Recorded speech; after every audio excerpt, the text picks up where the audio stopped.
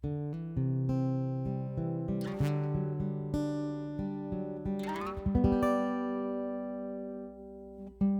everyone, I'm John Steele, and this is After 4, a podcast for InterVarsity alumni. Life after college is hard, and even a great experience with your InterVarsity chapter doesn't shield you from the challenges of transition. As we hear stories from real alumni learning how to make it in their post-InterVarsity reality, my hope is that this podcast will offer some encouragement, a few laughs, and even some hope for the future. This is After 4, and these are your stories. Hello, alumni. Here we are once again. It's today, the day you listen to After 4. I know you thought it might never get here again, but we made it. Congratulations. I'm John Steele, and it's time to kick off a new episode, so here we go. Today, we are joined by Jeremy, an alumnus from Youngstown State University, and he's going to share with us the unique ways that InterVarsity still plays a meaningful role in his life today, particularly as he develops his post-college community. But it's probably from a slightly different perspective than you might anticipate, as Jeremy is also going to share about his departure from Christianity after grad school. It's a unique story up to this point on After 4, and I'm really glad that Jeremy was able to join us to tell it. So here he is. This is Jeremy, and this one's for you, alumni. Jeremy, welcome to the podcast. Hello. How are you doing? I'm pretty good. How are you? I'm doing well. So word on the street is this is your first ever guest appearance on a podcast. How are you feeling about that? I'm feeling pretty good. If this is a good podcast, which Yeah. I'm sure it will be. That's up to you and me, man. I'm so excited to get to know you and to hear more of your story and what life after college has been like for you. I'm sure that there's been many interesting twists and turns. Some things have gone the way you anticipated. Some things have not gone the way you anticipated, I would imagine. And I'm looking forward to hearing all about those things. Let's start at the beginning. Where did you go to school and what did you study while you were there? I'm actually repping the shirt right now. So Nice. I went to Youngstown State University in Youngstown, Ohio. I am from Ohio originally, Cleveland, Ohio, the actual city of Cleveland, not a suburb. I chose Youngstown because it was close. It was the cheapest. It all worked out. I miss that place every day. What did I study? I was an English major. The original plan was to be a teacher, but I found the world of higher education completely on accident, which is how most people in higher ed get into it. Nobody says, I want to be a dean of students, because nobody knows what that is, right? They'll maybe say a college president, but you don't have to be in higher education to get that far. So that was the original plan. Then went to Miami University, also in Ohio, and got my master's in student affairs and higher education. Fun fact about Miami University, when most people think of Miami, they think of Miami, Florida, right? Miami University, second university founded in Ohio in 1809. It was founded before Florida was even a state. Fun fact. The original Miami. Exactly. It's nowhere near as glamorous as Miami, Florida. Beautiful campus, and that is it. Okay. The closest mall was 30, 40 minutes away. That should tell you something. That tells us quite a bit, yes. So let's see here. Youngstown was where you did your undergrad. You said you were an English major while you were there? Yes, sir. Okay. You said you sort of stumbled into the world of higher education and your grad program was a part of that. But somewhere in the midst of this, you met InterVarsity Christian Fellowship. Tell me sort of the origin story of Jeremy getting to know InterVarsity. What was that like? Wow. Okay. So my first memory ever interacting with somebody from InterVarsity. And funny enough, I don't think I realized that it was called InterVarsity until I graduated, which I will get to in a second. So I was at a football game with a friend of mine at the time, and she was with Katie Schneider Chambers now. Phenomenal human being. And so I was first introduced to her at that football game. But somewhere in my sophomore year, I heard about Bible studies and I had friends in Bible study. And so every now and again, I would go, and then eventually I'd go more and more because, growing in my faith, they just sounded like a really good group of people to be around. And of course, the home cooked meals were always great because Katie would often have people at her house to have a meal and fellowship together. I had some fun memories with InterVarsity or CBC as I knew it then, Collegiate Black and Christian. I thought it was just Black people having Bible study. That's all I thought it was. Yeah, that's a funny story. That's awesome. Whether or not you knew it as InterVarsity, you're going through this time with this great community that you got to be a part of. Did you have any sort of InterVarsity experience in your grad program? So that is a good question. I don't even know if it existed at Miami, but then again, I never sought it out because somewhere in grad school, my faith shifted, not intentionally, but it happened. And I'd say it got worse at my first professional job. And a little bit of my background, I grew up in church. I grew up Kojic, Church of God in Christ, largest Black Pentecostal denomination in the world. They're crazy, but they're my people. I still claim them, even though I'm not in church anymore. Yeah, I grew up Kojic.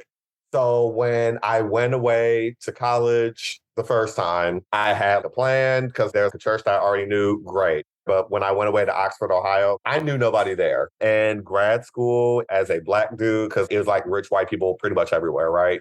That was kind of difficult. There wasn't an all Black space that I could fall back on that was like readily available. It was there. It was just, you really had to seek it out. And at Youngstown, I didn't have to seek that out. I was very well connected. I knew a whole bunch of people. I had a bunch of different friend groups. I was homecoming king my senior year. And so to like go from the popular man on campus to like being a nobody, I think that probably played into part of my not seeking out similar things to like InterVarsity.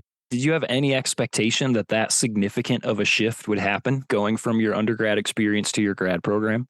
I knew it would be different, but I wasn't expecting how different it actually was. I do not regret going to Miami at all. I appreciate it a lot now, but man, were there some difficult times. Which is a pretty significant shift when you're used to a friend group that you can count on. You know where your space is and who your people are. You just understand the environment that you're existing in. And then you move into a new space. And it's just like, where are my people? Who am I supposed to connect with here? And to not find that, gosh, that's really challenging. And the funny thing is, when I graduated grad school, I've been meeting InterVarsity people at the most random. It's wild that I still have connection to InterVarsity. And I'm glad that even though I'm not in church anymore, I can still look back on my InterVarsity experience with fond memories because I'm agnostic now. I often say I'm agnostic with Christian tendencies. And there's like a whole reason for that. I remember meeting InterVarsity people in college and thinking, wow, this is nothing like my church back at home. I'm sure many churches are also guilty of this. It was my way, like the highway. Questions weren't really encouraged. And it really wasn't the most open environment at the time. And that was really solidified when I went to church in Youngstown. It was even more closed-minded. It is what it is. And I often say that if I had the InterVarsity Foundation pre-college, I probably would still be in church now. I'm sure people of all faiths have to like realize this. There is a life outside of the church walls. And I don't think I really realized that at the time. Now I do. And some people, they would say, oh, if you go out into the world, your life is going to be like hell, right? How many people testified? I was out in the world, then I found Jesus, and then my life is magically better. And I don't want to take that away from them because faith, if done right, can be very important to people. Sense of community, belonging, morals, all of that jazz. But I think for me growing up, because I was so sheltered and everything was discouraging outside of the church walls. And then I got to college and grad school, especially, and met people who wanted nothing to do with the church. And they seemed perfectly fine. A lot happened. And here we are. You've said a couple things that are kind of interesting to me, Jeremy. If you're willing to speak into those just a little bit more, you said that if you had had InterVarsity experiences pre-college, that maybe you would still be in the church today. I'm just interested to know where that recognition comes from and what that actually means for you. So if I was allowed to like ask questions earlier and acknowledging different perspectives earlier, being around more open-minded people who struggle with questions as well. Because sometimes I think in church we have to like suffer silently and not talk about things out in the open. I think if I had that, my foundation probably wouldn't have been as shaky when I ultimately encountered different people and then ultimately ended up leaving church. When you went to Miami, this next phase of life, do you mind sharing some of these questions that you started wrestling with in that space? If there's any you feel comfortable talking about, I'd be interested to hear what were some of the big questions you were asking. Absolutely. I'd say I started asking the big questions in my first professional job. At Miami, the faith was still going, but especially looking back now, not as strong as it was in undergrad. And so my first job was at the University of Michigan. And that was the first recollection of the racial reckoning. I do believe the first thing was like Trayvon Martin. Obviously, he wasn't the first, but I remember that was the first big thing that took the country by storm. And I remember thinking, y'all don't see how messed up this is. There's this black dude that was gunned down, and like people in the church were justifying this. Not the black church, I didn't think, but I just remember thinking, what is the church doing? I was out of church at this point, but also I'm hearing from my friends still in church. And so that really threw me for a loop because that was like the first thing that I noticed in my lifetime. Had I heard about stuff previously? Of course. But I was a kid back then, so I really didn't take it too seriously. And then combined with, oh, give it to Jesus, he'll like make everything better. Now I'm a full-fledged adult who can think more critically now and think differently about things. That was the big thing. And then I often get asked when people find out that I'm gay, oh, did your faith have anything to like do with that? Not really. I mean, it does a little bit, but I'd say the racial injustice was probably the biggest contributor to me leaving the church. It sounds to me like, to go back to Youngstown, you were a part of this thriving community. You had all of these things in common. You were moving forward together in faith. When you went to Miami, your community is not there. Not only your community from Youngstown, but even just like you said, it's an all white school and there's nobody else that you can really identify well with that's readily available to you. So you have this feeling of loneliness and the broader faith community isn't there. You start to stagnate. You move into this other job and Trayvon Martin is murdered.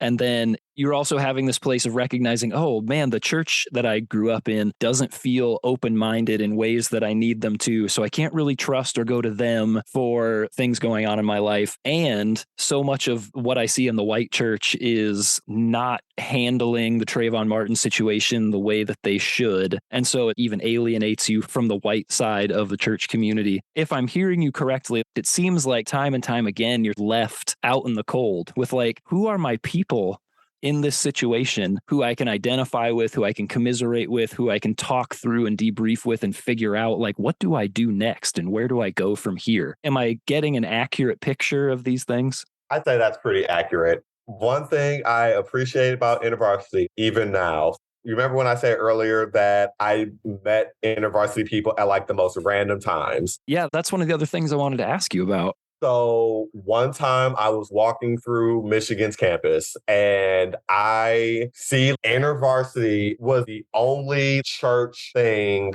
that I saw that actually addressed. I don't know if it was Trayvon specifically, but I know it was a board and there was a racial component to it that addressed that. So Latricia Mitchell, I met her. And then when I moved here to Indiana, I was randomly introduced through a friend of mine to the Zenteras. It's wild, but I say all of that to say InterVarsity was the first that I noticed addressing it on a larger scale. There was like a bright spot. So then tell me just a little bit about hanging out with the Zenteras. I know the Zenteras, I work with the Zenteras, and I know that hospitality is their thing. They love having people over, spending time, feeding them good food. Tell me just a little bit about what your experience with Zentera hospitality has been like, and how has it been good for your soul even? Oh, it's been great. It has been great. So obviously the Zenteras are white, right? Obviously, if people cannot pick up on that. So one thing that I really appreciate about them, and this isn't just about being white, but like in general, that they really seek to understand people as people, and they allow people to exist as people. I was introduced to them through a friend of mine who's super in the church. The first time I met them was Juneteenth during quarantine. George Floyd had just happened, right? The month prior. And I remember my department at the time really did not handle that well at all. And I remember sitting on that Zoom meeting, I'm like, this is so bad, so bad. And me being an empath, I was overwhelmed. It was bad. And so my friend Bishop, he sent all the people of color in the department a text like, hey, my friends, they want to have this Juneteenth celebration. They're white, but they're really all about serving people. And they really wanted us to like have this space. White people opening their home to like let us have a Juneteenth celebration. Wow. And they only knew Bishop, so they did not know anybody else. And so I'm like, okay, free food, Juneteenth, why not, right? Another friend of mine, she called him and was like, I have questions. And so some of us went over there and it was a good time. And they just let people exist as people. They don't care that I'm this agnostic gay dude. They love me just the same. I ask them questions and like they answer it based on their experience. And they just have a growth and learning mindset to like really learn about other people that I wish the church in general had more of, because you can learn a lot from your neighbors and people different from you. I feel that people should be open to hearing different perspectives and learning about different walks of life and how people celebrate, but also people struggle, and people should be open about that. That doesn't necessarily mean that you agree, but like you can understand. And I wish that the church had more of that. And that's something that I appreciate about the Zenteras. I love them so, so much. They're just a part of how I can look back on my InterVarsity experience, because most of like the InterVarsity people that I encountered were just like them. The Zenteras, Katie, just really open and wanting to learn about people's experience or like wanting to like help people. That's really amazing to just almost accidentally run into people that broke down some of the expectations that you had for the way that certain parts of the world or certain parts of the church operated, to know that, oh, there are people who don't function the way that I anticipated in these situations. And like you said, these InterVarsity people just sort of keep popping up in your life here and there. And to see that you've had, it sounds to me like examples that you appreciate of people who identify as Christian and yet continue to have a positive influence, people you're able to have a good relationship with, that sort of exude some of these characteristics that you long to see in the people around you. That's exciting that you've gotten to, even just by accident, run into people who are like that. Absolutely. And they've definitely made living in Indiana much more bearable. No shade to Indiana. I am from a big city. College town life, it is not it. But hey, I got a promotion at work. I like working at Purdue. The people are great. And here I am, right? Fifth academic year. But yeah, like I feel like I'm a pretty positive person in general. And there was definitely a time that I internally blamed the church. And that's not to say that the church still doesn't have a lot to answer for. But who was the church filled with? People. And people are flawed. And I like to think that most times, not all of the time, but most times, people do the best with what they know. Now, whether that's good or bad, that is for them to like decide and reflect on. But I like to think that people are doing the best that they can. That doesn't mean that they shouldn't strive to like be better, but I'm choosing to like give people grace because I want people to give me grace. Do some of these people that you've encountered give you hope that there actually is a way of following Jesus that seems worthwhile? Oh, absolutely. Absolutely. Because more and more I'm meeting and reconnecting, and people are getting more bold in their faith. It gives me hope. I also think that's part of my generation, also recognizing that there's a lot of racial injustice in the country and the world. And not just that, but people are not tolerating foolishness anymore. And they're asking questions and they're being bold about it and owning their experiences. I wish I had that when I was younger. Now I'll say what I need to say and I can articulate it. But when I was younger, like I didn't have that. I was just following what I knew. Jeremy, I feel like I could keep talking to you for a really long time. I feel like we've only scratched the surface of so many things, but I just want to ask you one last question, and that's based on your experiences thus far. What advice would you give to a senior who's about to graduate from college and enter into their new post-college reality? Don't grow up as a trap. I'm kidding. Kind of. But advice that I would give to a graduating senior. So I would say ask questions. It is okay to ask questions and embrace all of the change that comes, like the discomfort, because it's going to come. Because I think for many people, college can be a bit of a bubble.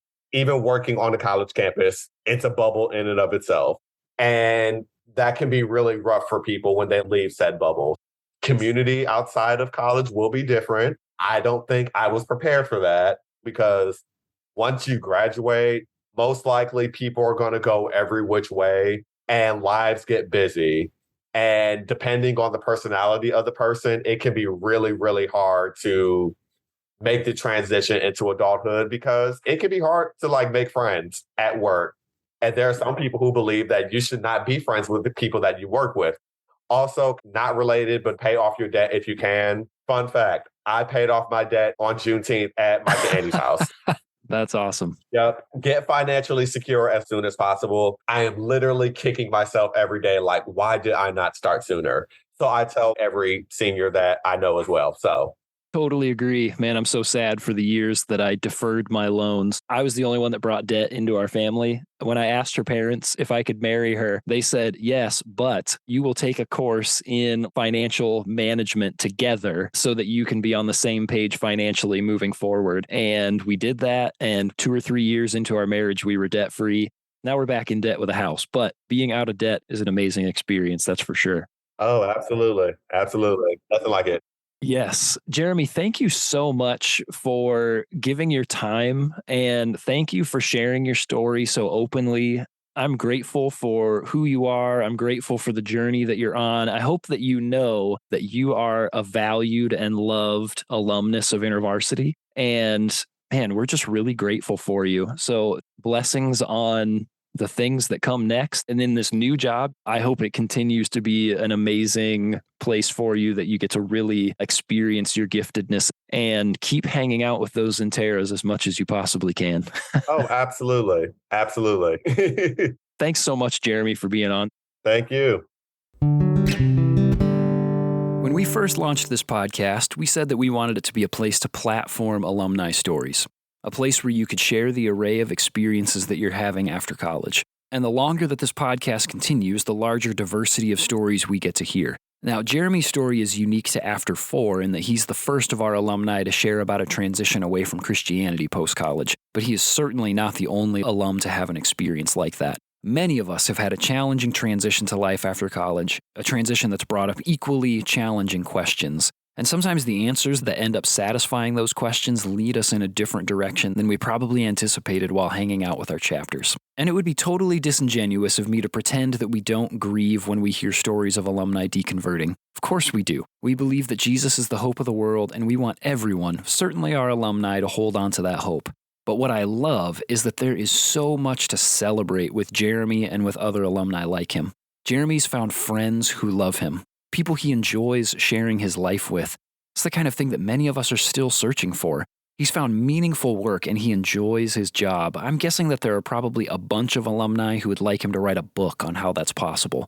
And he's also making financially responsible decisions and he's no longer weighed down by debt. That's amazing. These are fantastic accomplishments and I'm so excited to hear about our alumni who are making these strides and thriving in these ways. That is something to celebrate, friends.